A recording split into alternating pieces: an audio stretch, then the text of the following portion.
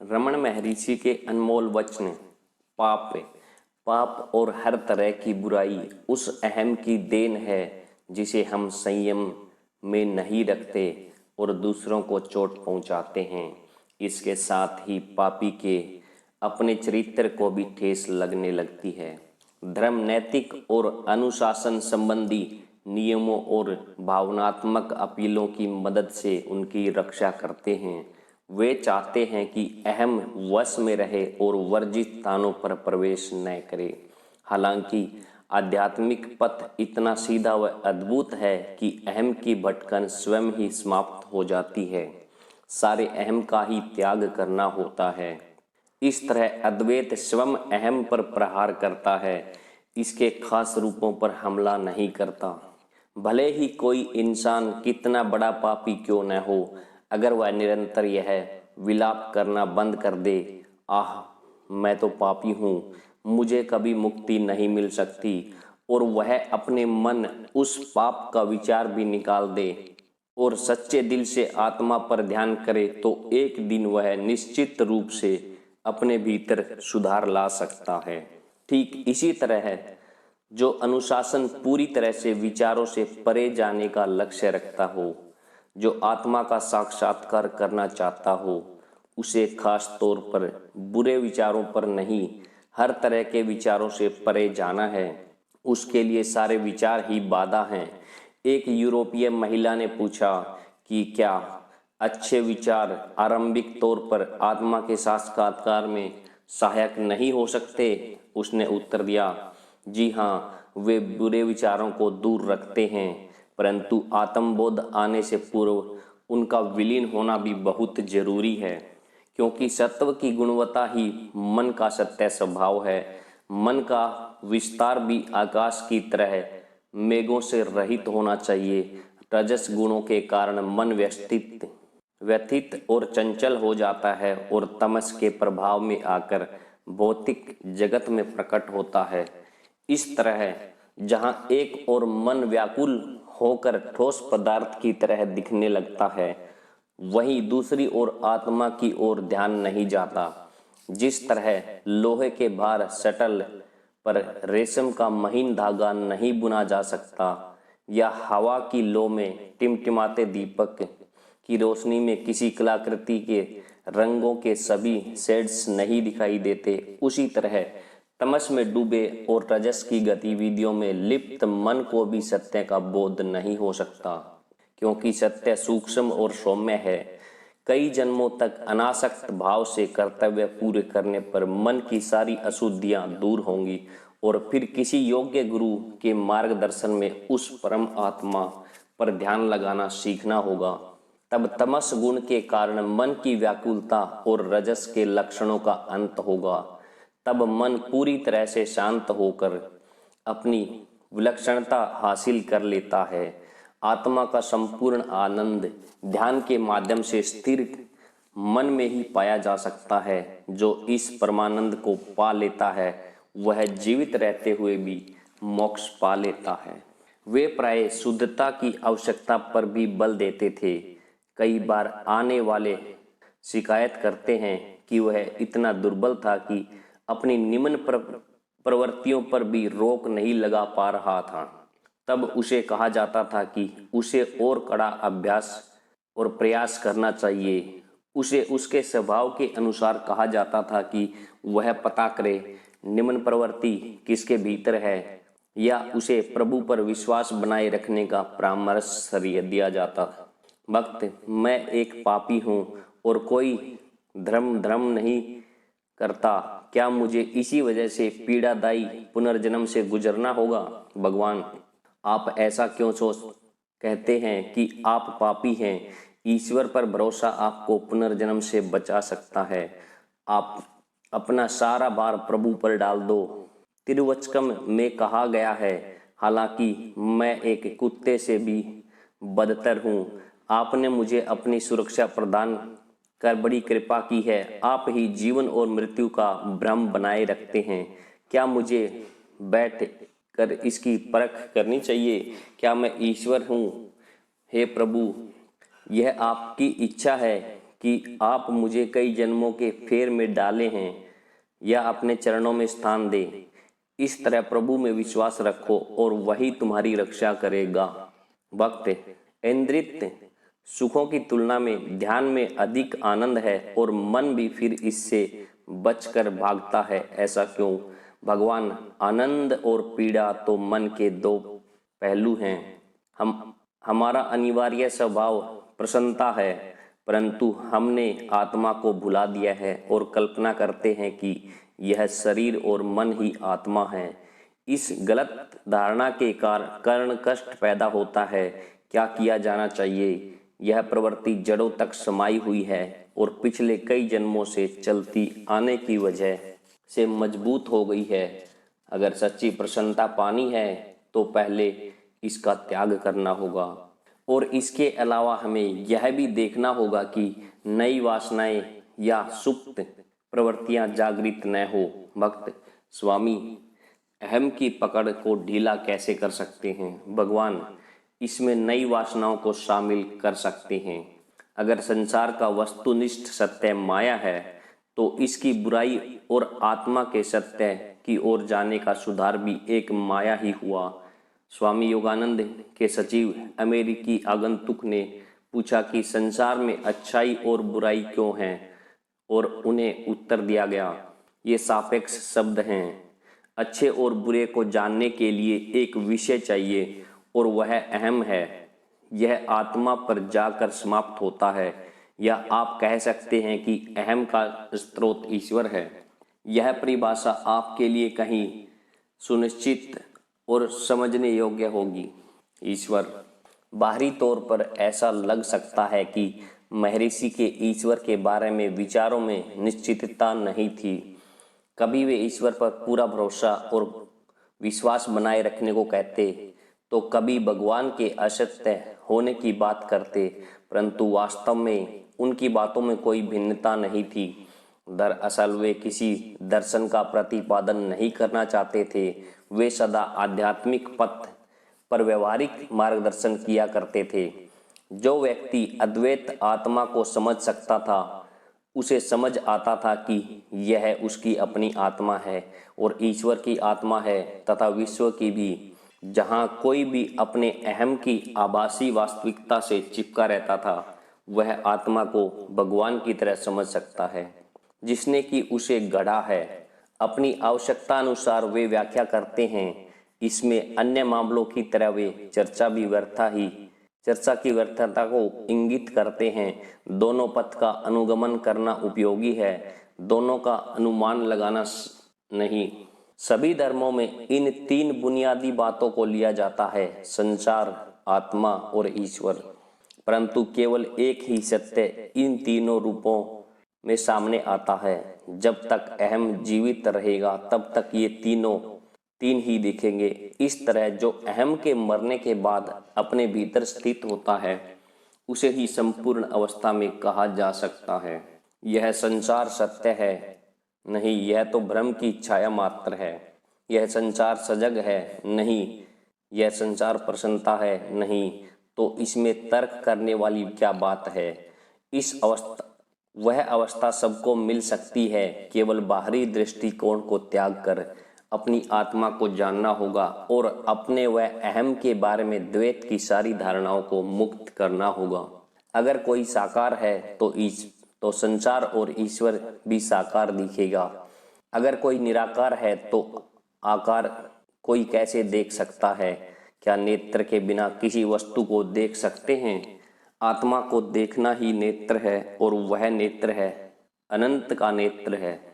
ब्रह्म को देखना या जानना नहीं, यह दृष्टा, दृश्य और दर्शन के संबंध और ज्ञान और ज्ञेय से भी परे है। सत्य सदा वही रहता है जो यह है। हमारे भ्रम की वजह से ही इस अज्ञान और संसार का अस्तित्व है। ज्ञान और अज्ञान सत्य नहीं है। जो भी उनसे परे है, विपरीत के सारे जोड़ों से परे है, वही सत्य है। यह न तो प्रकाश है और न ही अंधकार, यह उन दोनों से परे है। हालांकि हम कई बार इसे प्रकाश और अज्ञान को इसकी छाया के रूप में संबोधित करते हैं। जब भी कुछ समझाने की बारी आती है तो भगवान विस्तार से सारी बातें करते। वे सदा जिज्ञासु को उस एक आत्मा के सिद्धांत की ओर वापस ले जाते। मी थॉमसन एक नवयुवक हैं जो पिछले कुछ वर्षों से भारत में ही रहकर हिंदू दर्शन का अध्ययन कर रहे हैं।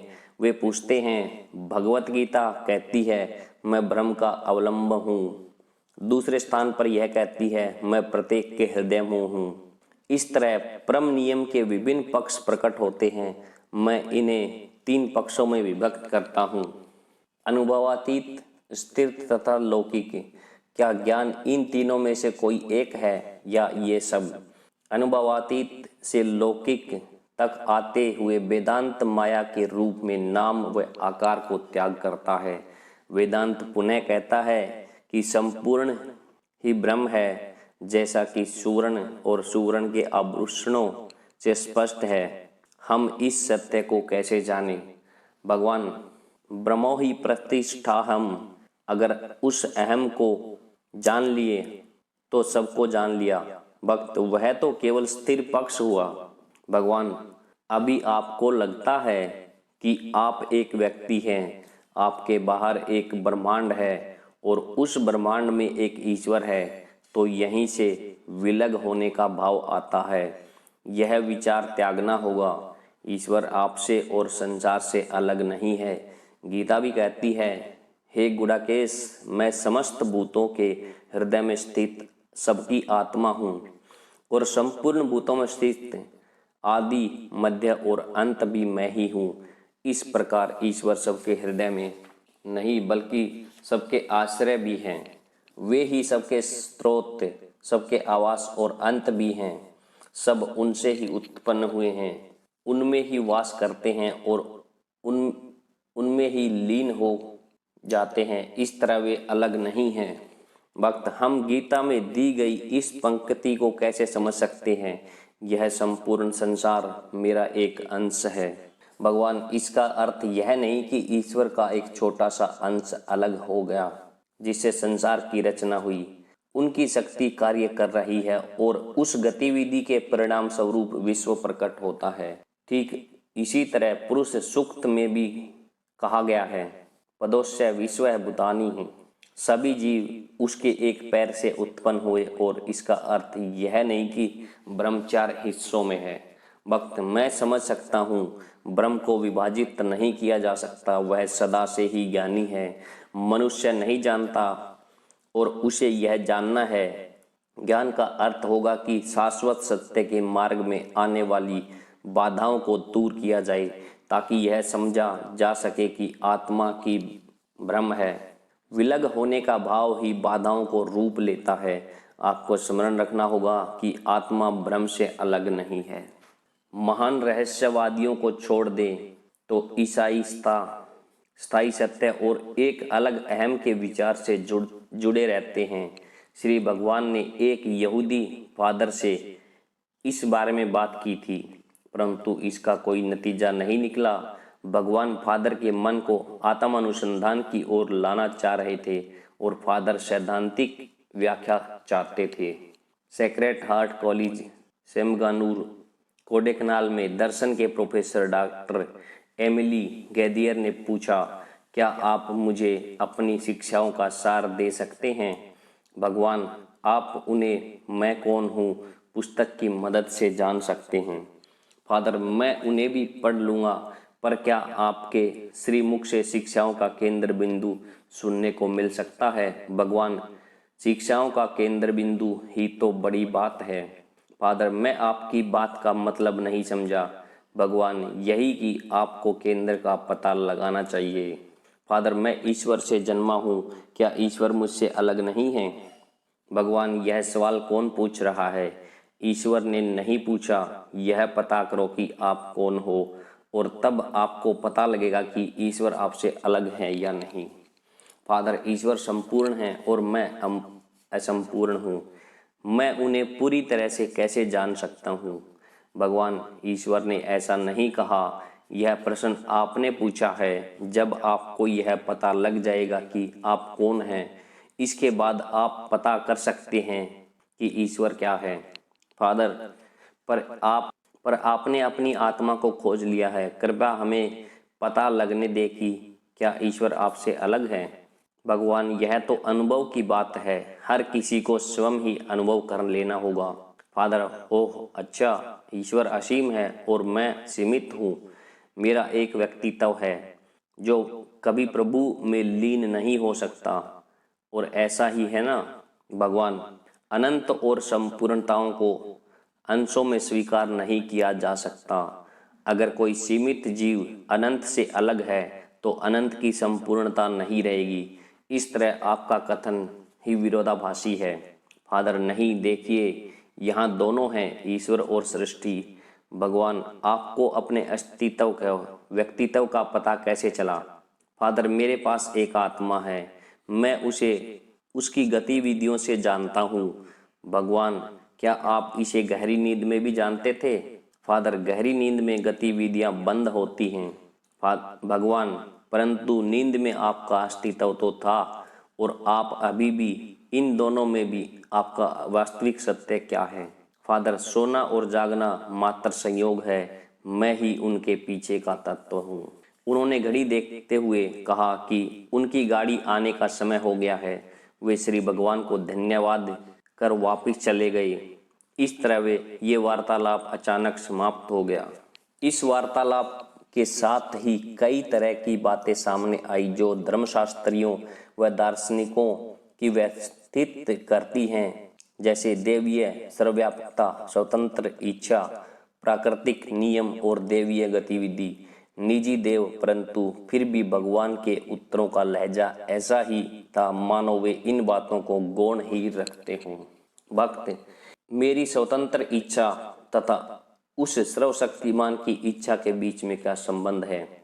क्या ईश्वर की सर्वशक्ति अहम की स्वतंत्र इच्छा के साथ बनी रहती है। क्या ईश्वर का सर्व ज्ञान अहम की स्वतंत्र इच्छा के साथ बनता है। क्या प्राकृतिक नियम ईश्वर की स्वतंत्र इच्छा के साथ बने रहते हैं। भगवान, जी हाँ, स्वतंत्र इच्छा दृष्टि के लिए सीमित रही और रहेगी। वही अहम इसकी पिछली गतिविधियों को नियमों के अधीन देखती है। इसकी अपनी स्वतंत्र इच्छा नियमों के अधीन कड़ियों में से होगी। ईश्वर की सर्वशक्ति और ज्ञान को तब अहम द्वारा अपनी इच्छा से प्रकटीकरण के जरिए कार्य करते हुए देखा जाता है। तब वह इस निष्कर्ष पर पहुंचता है कि अहम प्रकटीकरणों के जरिए अवश्य जाना चाहिए।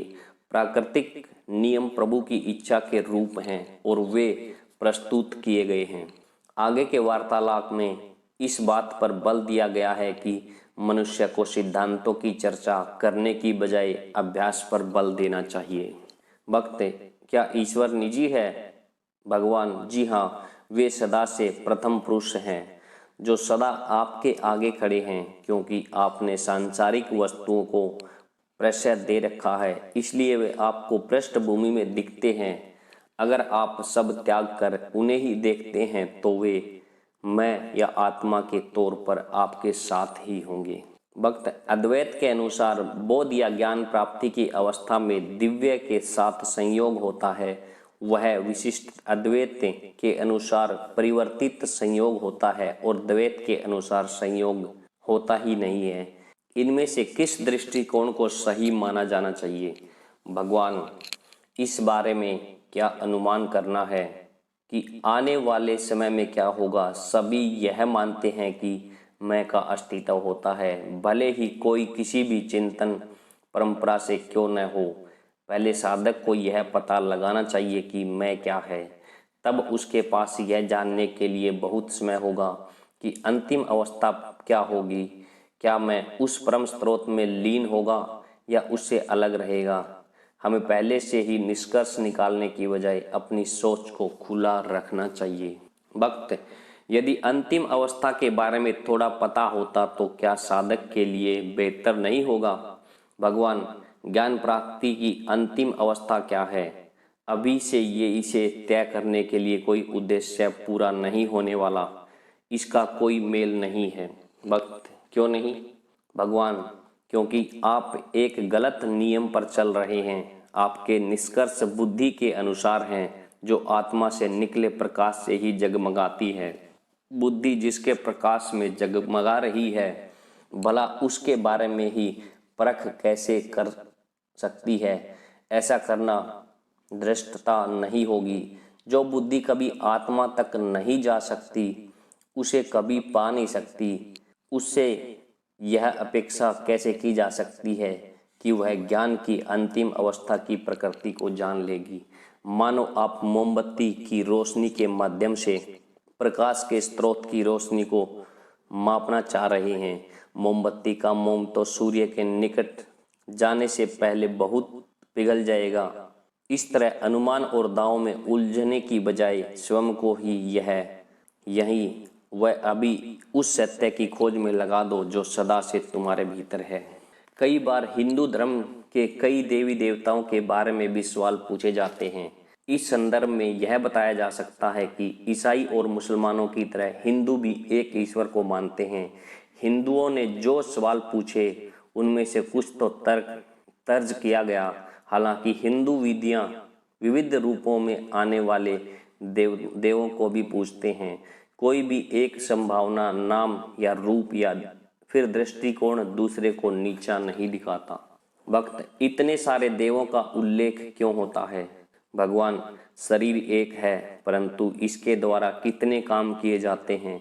इन सभी कामों का स्रोत तो एक ही है। देवों के साथ भी यही है। कई बार यह पूछा जाता है कि क्या विविध देव और उनके स्वर्ग आदि असली हैं? परंतु ऐसे प्रश्न इस भौतिक जगत और प्रश्नकर्ता के शरीर की पहचान से जुड़े होते हैं। यह एक ऐसी धारणा है जिसे भगवान स्वीकार नहीं करते। वे इस तरह के प्रश्नों को, जो अन्य प्रश्नों की तरह हैं, सत्य की खोज की ओर मोड़ देते हैं। भक्त, क्या देव, ईश्वर, विष्णु और उनके स्वर्ग, कैलाश आदि, बैकुंठ आदि असली हैं? भगवान, वे उतने ही असली हैं जितने आप इस शरीर में। भक्त, मैं जानना चाहता हूँ कि क्या वे मेरे शरीर की तरह भौतिक उपस्थिति रखते हैं या वे किसी खरगोश के सींगों की तरह केवल कल्पना की उपज हैं? भगवान, उनका अस्तित्व है। भक्त, अगर ऐसा है तो वे कहीं न कहीं होंगे। वे कहाँ हैं? भगवान, आपके भीतर। भक्त, तब तो वे मेरा विचार मात्र हुए, कुछ ऐसा जिसे मैं रच सकता हूँ और अपने वश में कर सकता हूँ। भगवान, सब कुछ यही तो है। भक्त, पर मैं तो कल्पना कर सकता हूँ, जैसे खरगोश के सींग, या एक आंशिक सत्य जैसे मृग मरीचिका, जबकि कितने तथ्य मेरी कल्पना से कहीं परे ठोस और साकार हैं। क्या देवता, ईश्वर और विष्णु आदि भी ऐसे अस्तित्व रखते हैं? भगवान जी। भक्त, क्या देवता आदि भी चक्र के अंत में प्रलय में विलीन होंगे? भगवान, उनके साथ ऐसा क्यों होगा? जब आत्मा से परे जाने वाला मनुष्य इस प्रलय से अपनी रक्षा कर लेगा तो ईश्वर क्यों नहीं कर सकेंगे? वे तो मनुष्य से कहीं अधिक बुद्धिमान और योग्य होते हैं। भक्त, क्या देवों व शैतानों का अस्तित्व है? भगवान जी हाँ। भक्त, हम उस सर्वोच्च दिव्य चेतना को कैसे ग्रहण कर सकते हैं? भगवान, जैसी वह है उसी रूप में कर सकते हैं। भगवान ने अरुणाचल को देव मानते हुए उसकी स्तुति में जो पद रचे, उनके बारे में एक मुसलमान प्रोफेसर ने कुछ प्रश्न किए जो रोचक हैं। भक्त, मैंने अरुणाचल पर रचे गए पद पढ़े हैं। मैंने पाया कि आपने उनमें अरुणाचल को संबोधित किया है, परंतु आप तो एक अद्वैतवादी हैं, तो आप भगवान को एक अलग अस्तित्व के रूप में कैसे ले सकते हैं? भगवान, भक्त, ईश्वर और पद ये सब आत्मा ही है। भक्त, परंतु आप ईश्वर को संबोधित कर रहे हैं। आपने अरुणाचल पर्वत को देव कहा है। भगवान, अगर आप शरीर से आत्मा की पहचान जोड़ सकते हैं तो भक्त अरुणाचल से अपनी आत्मा को क्यों नहीं जोड़ सकता? भक्त, अगर अरुणाचल आत्मा है तो इसे अन्य पर्वतों में से अलग मानकर क्यों चुना गया? ईश्वर तो हर जगह है, आप उन्हें अरुणाचल के रूप में इंगित क्यों करते हैं? भगवान, आपको इलाहाबाद से यहाँ तक आने के लिए किसने आकर्षित किया? ये सब लोग किसके आकर्षण में इस जगह तक आए हैं? वक्त श्री भगवान। भगवान, मैं इस जगह आने के लिए कैसे आकर्षित हुआ? अरुणाचल के माध्यम से। शक्ति को नकारा नहीं जा सकता। अरुणाचल कहीं बाहर नहीं, हमारे भीतर है। आत्मा ही अरुणाचल है। वक्त, पवित्र ग्रंथों में अनेक शब्द प्रयुक्त हुए हैं। आत्मा, परमात्मा, परा आदि। उनके बीच स्तर नियत किए जा सकते हैं। भगवान, वे शब्द प्रयोग में लाने वाले साधक के अनुसार अर्थ रखते हैं। विभिन्न लोग उन्हें अपने विकास के स्तर के आधार पर ही समझते हैं। वक्त, आप एक ही अर्थ के लिए कई तरह के शब्दों का प्रयोग क्यों नहीं करते? भगवान, यह सब परिस्थितियों पर निर्भर करता है। इन सब का अर्थ आत्मा ही है। परा का अर्थ है जो सापेक्ष नहीं, जो सापेक्ष से परे है, वही परम है। भगवान अक्सर ऐसी बातें कहते हैं जो सुनकर लगता है कि वे अनीश्वरवादी हैं। जैसे बुद्ध के आलोचकों ने भी उन्हें इसी श्रेणी में रखा। उदाहरण के लिए कहते हैं, आप ईश्वर की चिंता क्यों करते हो? हम नहीं जानते कि ईश्वर का अस्तित्व है या नहीं, परंतु हमें यह पता है कि हमारा अस्तित्व है। इसलिए पहले अपने पर ध्यान एकाग्र करो। यह पता करो कि तुम कौन हो। मैं अनीश्वरवादी नहीं थे। भगवान भी बुद्ध की तरह संपूर्ण ज्ञान के बल पर अपनी बात करते हैं। वे स्वयं को प्रश्नकर्ता के स्थान पर रखते हुए उसे सलाह दे रहे थे कि अपने विश्वास की बजाय उस बात पर ध्यान एकाग्र करके जिसके बारे में हम जानते हैं। कई बार वे लोगों से यह भी कहते हैं कि उन्हें इस बात की चिंता करने की जरूरत नहीं है कि ईश्वर है या नहीं, या ज्ञान पाने के बाद ईश्वर से ऐक्य होगा या नहीं। केवल आत्मनिष्ठ होने का प्रयत्न करें, और जब उन्हें वह ज्ञान मिल जाएगा तो बाकी सब भी अपने आप समझ जाएगा। केवल सिद्धांतों के बारे में बात करने से कुछ हाथ नहीं आने वाला। एक भक्त ने 40 पद्यों के मलयाली संस्करण उल्लूडू नरपुद्दू से पाठ किया। उसने सुनने के बाद एक भक्त ने कहा, सबसे आखिर में एक व्यक्ति के प्रयत्नों व एकता के बारे में जो द्वैत का संदर्भ है, उसके लिए भगवान क्या कहना चाहते हैं? भगवान, यह उन लोगों के संदर्भ में है जो यह सोचते हैं कि व्यक्ति को द्वैत के विचार के साथ आध्यात्मिक प्रयत्नों का आरंभ करना चाहिए। उनका कहना है कि ईश्वर है, और जब तक व्यक्ति उस परमात्मा में लीन न हो जाए तब तक उसे ही पूजा जाना चाहिए और उसमें ही ध्यान लगाना चाहिए। कुछ दूसरे लोग कहते हैं कि व्यक्ति और परमात्मा में कभी मिलन नहीं होता, वे दोनों अलग अस्तित्व रखते हैं। पर हमें यह चिंता नहीं करनी चाहिए कि अंत में क्या होगा। सभी इस बात पर सहमत हैं कि व्यक्ति का अस्तित्व तो है, तो एक व्यक्ति को इसकी खोज करने दे, उसे उसकी आत्मा का पता लगाने दे। तब उसके पास यह जानने के लिए बहुत समय होगा कि अंतिम अवस्था क्या होगी। क्या मैं उस परम स्रोत में लीन होगा या उससे अलग रहेगा? क्या आत्मा और परमात्मा का विलय होगा या वे अलग रहेंगे? पहले से ही किसी तरह के नतीजों पर आने की आवश्यकता है। अपने दिमाग और सोच को खुला रखते हुए अपने भीतर डुबकी मारो और आत्मा को खोजो, तब आपका सत्य के साथ साक्षात्कार होगा। तो अभी से कोई निर्णय नहीं लेना व्यर्थ होगा। ऐसा करने से कोई लाभ नहीं है। आपके निर्णय तर्क और बुद्धि पर आधारित होंगे, परंतु बुद्धि को अपना प्रकाश आत्मा से मिलता है। तो यह आंशिक प्रकाश कैसे मूल प्रकाश का सामना कर सकता है? कैसे इसके स्वभाव और प्रकृति को जान सकता है? एक अमेरिकी महिला को विस्तार से बताते हुए भगवान ने कहा, केवल आत्मा ही सत्य है, शेष सब असत्य है। मन और बुद्धि का आपसे अलग कोई अस्तित्व नहीं है। बाइबल कहती है, निश्चल हो और जानो कि मैं ईश्वर हूँ। केवल निश्चलता के बल पर ही जाना जा सकता है कि मैं ईश्वर हूँ।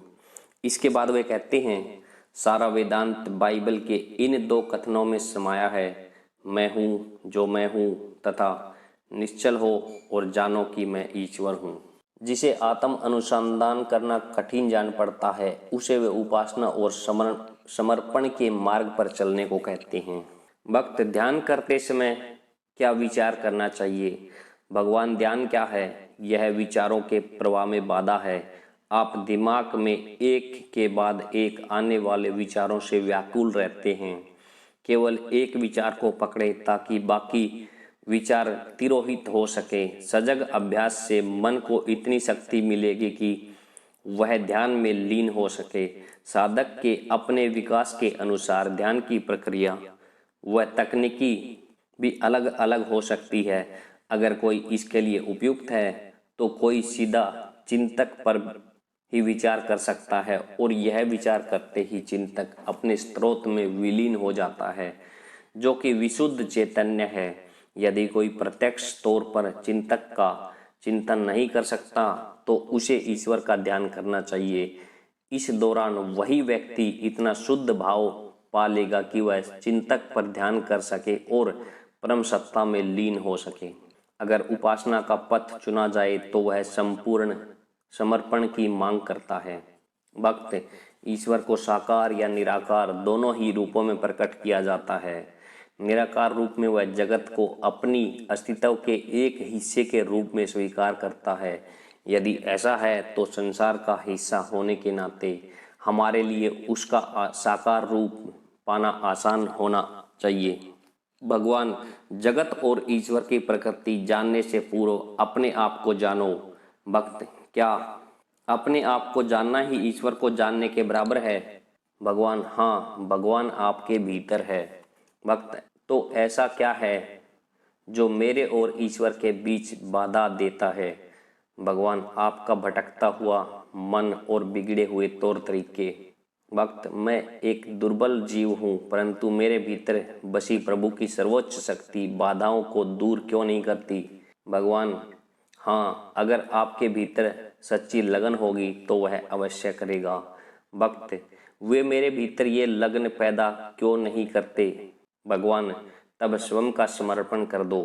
भक्त क्या स्वयं का समर्पण करने के बाद ईश्वर से कोई प्रार्थना करना अनिवार्य नहीं रहेगा? भगवान समर्पण अपने आप में एक बलशाली प्रार्थना है।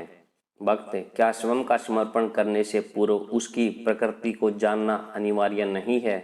भगवान अगर आपको लगता है कि आपके लिए जो किया जाना है वह ईश्वर स्वयं करेगा तो सब कुछ उस पर छोड़ दो और उसे ही करने दो, अन्यथा ईश्वर को छोड़ो और स्वयं को जानो। अगर स्वयं का समर्पण सच्चा हो तो किस तरह की शिकायत या कुंठा का प्रश्न ही नहीं उठता।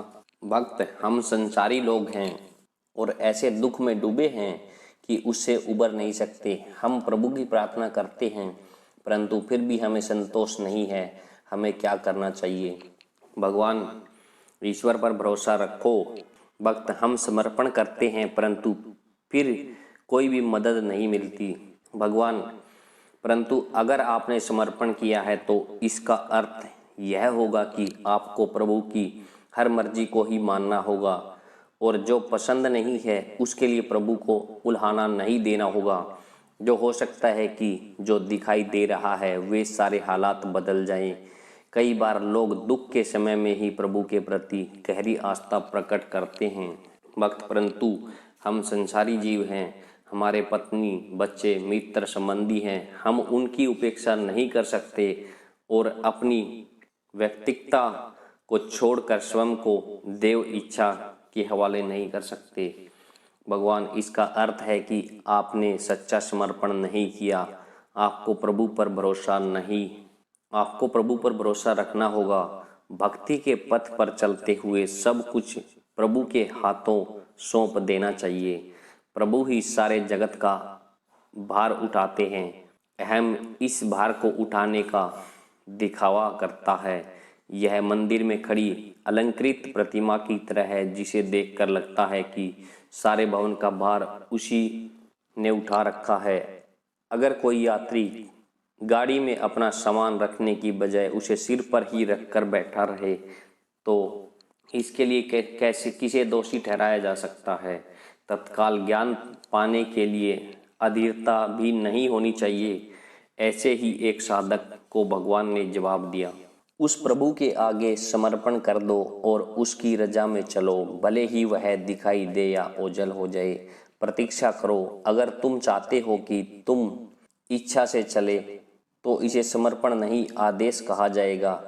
तुम उसे आदेश देकर यह नहीं मान सकते कि तुमने उसके आगे समर्पण कर दिया है। उसे ही पता है कि आपके लिए क्या अच्छा है और उसे कब और कैसे करना है। सब कुछ पूरी तरह से उसी पर छोड़ दो। यह उसका बोझ है और आपको इसकी चिंता करने की जरूरत नहीं है। आपकी सारी चिंताएं उसकी हैं। समर्पण का यही अर्थ होता है। यहाँ तक कि प्रार्थना को भी विश्वास का अभाव माना जा सकता है। भगवान प्राय अपील करने के लिहाज से प्रार्थना को प्रोत्साहित नहीं करते थे। वे ईश्वर की प्रार्थना करने के बाद कहते हैं, तेरी इच्छा पूरी हो। अगर प्रभु की ही इच्छा पूरी हो तो वे प्रार्थना ही क्यों करते। यह सच है कि हर समय और परिस्थिति में देवीयता की प्राप्ति होती है। मनुष्य अपनी मर्जी नहीं चला सकता। देवीय इच्छा के बल को जानो और शांत रहो। ईश्वर सबकी देख रेख करते हैं। उन्होंने ही सबको रचा है। आप उन लाखों करोड़ों में से एक हैं। जब वे इतने जीवों को देख रेख करते हैं तो वे आपको कैसे बुला देंगे। सामान्य बुद्धि तक यही कहती है कि मनुष्य को प्रभु की मर्जी के अनुसार ही चलना चाहिए। आपको उसे अपनी ज़रूरतों के बारे में बताने की आवश्यकता नहीं है। वह स्वयं ही जानता है और अपने आप सब संभाल लेगा। दूसरे कई अवसरों पर वे प्रार्थना की शक्ति को स्वीकार करते दिखते हैं। दूसरे मामलों में उनका दृष्टिकोण यह रहता है कि इससे निश्चित प्रश्नकर्ता के आध्यात्मिक विकास में सहायता मिलेगी। भक्त, क्या आपकी प्रार्थनाएं पूरी होती हैं? भगवान जी, वे पूरी होती हैं। कोई भी विचार कभी व्यर्थ नहीं जाएगा। कभी न कभी हर विचार अपना असर दिखाएगा। विचार बल कभी व्यर्थ नहीं जाता। यह देखा गया है कि यह सिद्धांत, यह एक मानव रूपी देव के निजी प्रत्युत्तर की तुलना में कहीं विस्तृत है। यह साधक के अच्छे और बुरे विचार और चिंतक पर उनके प्रभाव का संकेत करता है। अगर इस बात को समझा जाए तो विचारों की क्रियाओं की तरह ही जिम्मेदारी बनती है। जैसे ईसा ने कहा कि किसी स्त्री के साथ वह विचार करना और उसके साथ वह विचार करने के बारे में सोचना दोनों ही पाप की श्रेणी में आते हैं। अगली पंक्तियों से पता चलता है कि यह शिक्षा किसी भी मानव रूपी देव से कितनी दूर थी। किसी इच्छा, संकल्प, प्रयास या उगते सूर्य का हिस्सा होने के नाते नहीं, केवल उसकी किरणों की मौजूदगी के साथ ही लेंस से ताप पैदा होता है, कमल खिलते हैं, जल का वाष्पीकरण होता है और लोग जीवन में अपनी सभी कार्य कर पाते हैं। चुंबक के निकट आने पर सुई घूमती है। ठीक इसी तरह आत्मा या जीव सृजन, पालन और विनाश की तीनों गतिविधियों में संलग्न रहती है। जो केवल प्रभु की उपस्थिति के कारण होता है, वह अपने कर्मों के अनुसार प्रदर्शन करती है और इसके बाद विश्राम लेती है। परंतु प्रभु का अपना कोई संकल्प नहीं है। वे जीवन की गतिविधियों से अछूते हैं। कोई कार्य या गतिविधि उनके अस्तित्व के अंश का स्पर्श तक नहीं कर सकती। उनकी इस अवस्था की तुलना हम सूर्य से कर सकते हैं, जो जीवन की गतिविधियों और इस सर्वव्यापी आकाश से अछूता है और उस पर अन्य चार तत्वों के जटिल गुणों का भी कोई प्रभाव नहीं होता।